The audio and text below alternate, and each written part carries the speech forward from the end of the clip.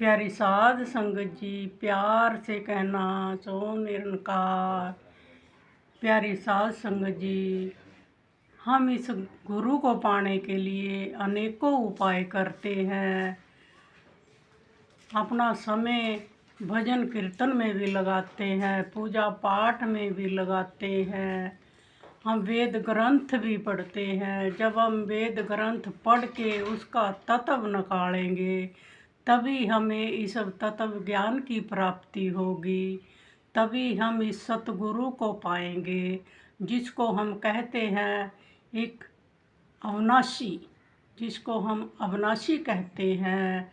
इसका कोई आर नहीं, इसका कोई पार नहीं, जिसे हम इस निगाह से नहीं देख सकते। ये तो एक हमें सतगुरु ज्ञान की दीक्षा दे के हमें ये तत्व ज्ञान देता है। इसके उससे हमको इस ज्ञान की प्राप्ति होती है। जब हम इस ज्ञान का मंथन करते हैं तभी हमें इस तत्व ज्ञान की गूढ़ ज्ञान के रहस्य के बारे में पता चलता है। प्यारी साध संगत जी, हम अनेकों दूसरों को तो हम कह देते हैं हमने ग्रंथ पढ़े, हमने वेद पढ़े, हम उन वेदों को पढ़ के अपना दूसरे के ऊपर हक जमाते हैं, परंतु उन वेदों का हम तत्व भी निकालते हैं, क्या सार भी निकालते हैं।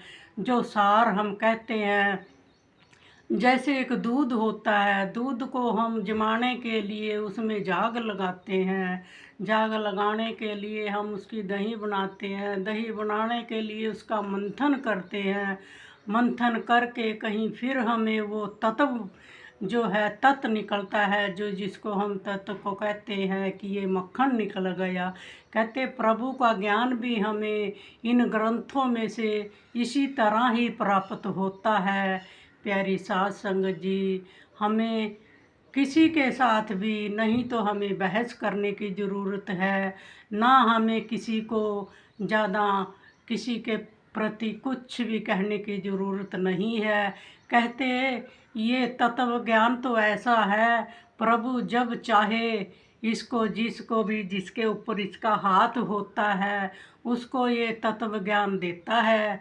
नहीं तो कहते हम युगों युगों से भक्ति करते हैं परंतु इसका तत्व ज्ञान हमें नहीं होता, इसका बोध हमें नहीं होता। पर ये बोध होता है प्रभु की प्राप्ति, उस प्रभु की प्राप्ति, प्रभु जो हमें ये ज्ञान प्राप्त कराता है